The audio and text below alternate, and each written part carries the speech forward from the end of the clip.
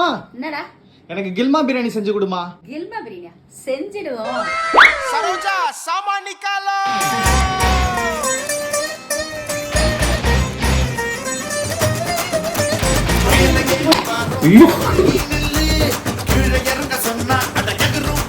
அங்க என்ன வித்த காமிச்சிட்டு இருக்க? ஆன் பண்ணு.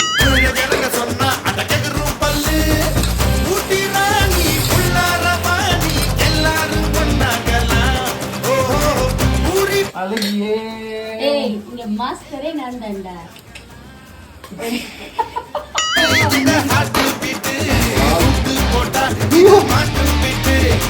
செஞ்சது நானு.